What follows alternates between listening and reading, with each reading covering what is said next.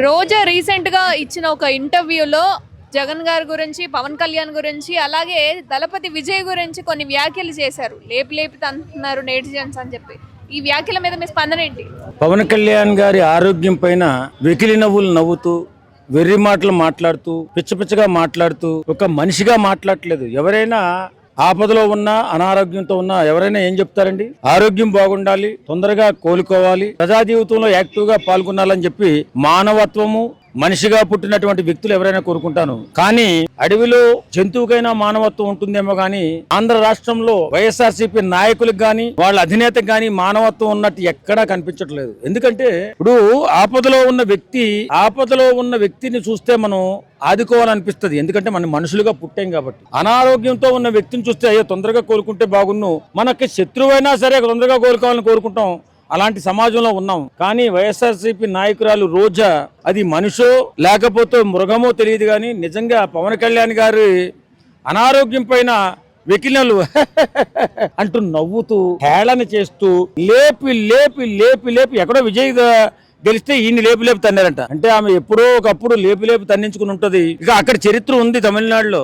లేపి లేపి తన్నించుకున్నప్పుడు, పోలీసులు పట్టుకున్నప్పుడు, పోలీస్ స్టేషన్ లో ఫైన్ కట్టినటువంటి లాయర్లు ఇప్పటికీ కూడా ఎదురు చూస్తున్నారు ఈమె గురించి. ఈమె ఎప్పటికైనా మంచిగా మారుతుందేమో, మనిషిగా మారుతుందేమో. నిజంగా మానవత్వం లేని వ్యక్తి ఎవరైనా ఉన్నారంటే రోజా. ఈవేళ పవన్ కళ్యాణ్ గారిని పరామర్శించడానికి దేశ ప్రథమ పౌరుడు ప్రధానమంత్రి, ఈవేళ ప్రపంచ దేశాలు జై జయధ్వనాలు పలుకుతున్నటువంటి ప్రధానమంత్రి పవన్ కళ్యాణ్ గారి ఆరోగ్యం బాగుండాలని ఆయన ఇంటికి వచ్చాడు. సిగ్గులేని, బుద్ధి లేని వైసీపీ నాయకులకి కళ్ళు కనపట్ల కడుపు మంటతో మాట్లాడుతున్నటువంటి మాటలు, ఇలాంటి మాటలు మాట్లాడకూడదు. బతికేమంటే ఒక శుభ్రంగా, ఒక సాంప్రదాయంగా, ఒక మానవత్వంతో, ఒక మనిషిగా బ్రతకాల.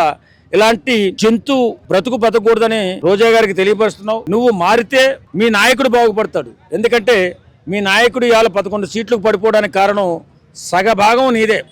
ఎందుకంటే నువ్వు చేసిన రచ్చ వల్ల, నువ్వు చేసిన పెంట వల్ల, మానవత్వం లేని మాటల వల్ల ఇవాళ మీ నాయకుడు 11 సీట్లు పడిపోయి అధోగతి పాలైపోయి ఎక్కడెక్కడో తిరుగుతున్నాడు. పనికిరాని పొలిటీషియన్ గా మారిపోయాడు. ఎప్పటికైనా మారండి, మానవత్వంతో మసలండి, మంచిని గుర్తించండి, మానవత్వాన్ని బతికించండి. అంతే తప్ప ఇలా మాట్లాడుతూ, రోజాలాగా మాట్లాడుతూ దిగజారిపోకండి. ఈవేళ ఒక అద్భుతమైన పర్సనాలిటీ, దేశంలోనే కొత్త రాజకీయానికి నాంది పలికిన వ్యక్తి పవన్ కళ్యాణ్ గారు. సొంత డబ్బులతో రాజకీయం చేయండి అని ఎలుగెత్తి చాటే వ్యక్తి పవన్ కళ్యాణ్ గారు. జగన్మోహన్ రెడ్డి పరిపాలనలో 3,000 మంది రైతులు చచ్చిపోతే, ఆత్మహత్యలు గాని, అకాల మరణాలు గాని చెందితే ప్రతి రైతుకి ₹1,00,000 సొంత డబ్బులు ఇచ్చిన మహానుభావుడు 30 కోట్లు ఇచ్చాడు. ఎవరైనా చేయగలిగారా? ఇప్పుడున్న రాజకీయ నాయకులు దేశంలో ఎవరైనా చేయగలరా? బుద్ధి లేని గాడిద రోజా, నువ్వు నేర్చుకో. బుద్ధి లేకుండా మాట్లాడుకో, మానవత్వంతో బతుకు, మనిషిగా బతుకు. నీకు బిడ్డలున్నారు, నీకు సంసారం ఉంది. నువ్వు ఎప్పటికైనా అనారోగ్యం పాలవుతావు. అప్పుడు నీకు బుద్ధి వస్తుందేమో నాకు తెలిసి. వాస్తవంగా మనిషి అన్న తర్వాత అనారోగ్యం ఉంటుంది, బాధలు ఉంటాయి, కష్టాలు ఉంటాయి. కష్టాల్లో ఓదార్చులోడే మనిషిగా నిలబడతాడు, మానవత్వంతో నిలబడతాడు. అంతేగాని నీలాంటి వికృత జాతి జంతువులుగా మారిపోకూడదు ఎంత రాజకీయాల్లో ఉన్నా కానీ. వాళ్ళ పవన్ కళ్యాణ్ గారు దేశంలోనే పవన్ కళ్యాణ్ పేరు స్మరిస్తున్నారు. అలాంటి నాయకుడు ఉన్నాడా, మా తరంలో ఉన్నాడని గొప్పగా చెప్పుకుంటున్నటువంటి తరుణంలో పవన్ కళ్యాణ్ చూసి నవ్వుతుంది పనికిమాలిన రోజా. ఎంత బాధేస్తుంది అంటే, నిజంగా అలాంటి వ్యక్తులు రాజకీయాల్లోకి రావడం అరుదు. మహానుభావులు ఏ యుగానికో తరానికో పుడతారంటారు. అలాంటి మహానుభావుడు పవన్ కళ్యాణ్ గారిని ఇంత మాటలు అంటూ, ఆయన తక్కువ చేసి మాట్లాడుతూ, ఏవో రకాల చిత్రహింసలు పెట్టి రాజకీయాల నుంచి పారిపోవాలని చూస్తున్నారు. అది మీ వల్ల కాదు.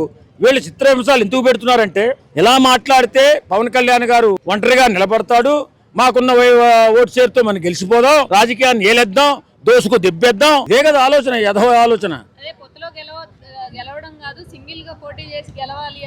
మరి సింగిల్ గా పోటీ చేసిన మీ నాయకుడు 11 సీట్లకి ఎందుకు వచ్చాడు? వాడు సింగిల్ గా పోటీ చేశాడు కదా. 11 సీట్లు పడిపోయి వాళ్ళ నేల ఎందుకు రాకుతున్నాడు? బుద్ధి లేని గాడిద.